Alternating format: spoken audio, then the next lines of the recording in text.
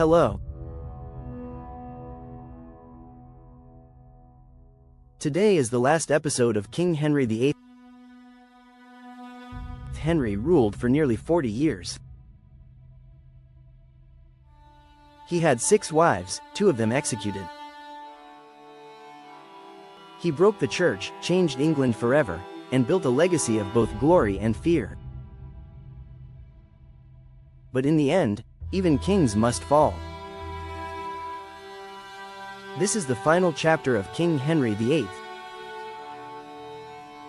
By the 1540s, Henry VIII was no longer the strong, handsome king of his youth. He was overweight, often in pain, and full of anger. A leg injury from a jousting accident had never healed properly. It became infected and never stopped hurting. He could barely walk.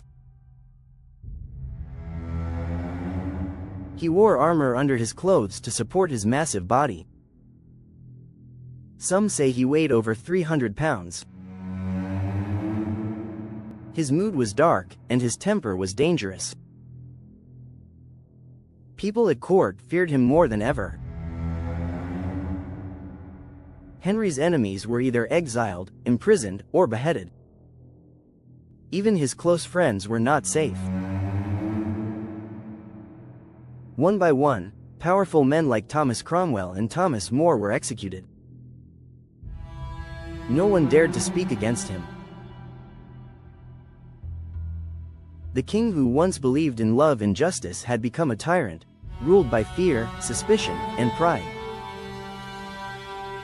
But one thing still gave him hope: his son, Edward VI. Henry loved Edward more than anything. The boy was smart and healthy, for a time. Before Henry died, he made sure Edward would take the throne, even though the boy was just 9 years old. On January 28, 1547, King Henry VIII died at age 55. He was buried beside his favorite wife, Jane Seymour, the mother of his only son. After his death, England was left divided, between Catholics and Protestants, between truth and power. His son Edward ruled for only 6 years. Then came his daughters, Bloody Mary, and Queen Elizabeth I, Anne Boleyn's child. It was Elizabeth who would become one of the greatest monarchs in history, the daughter of the Queen Henry had once destroyed.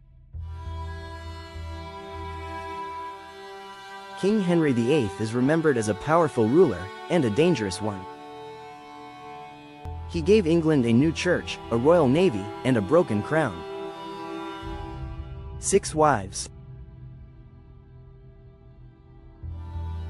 Countless lives. One king who changed the world forever. This was Crown Legacy, the real story of Henry VIII.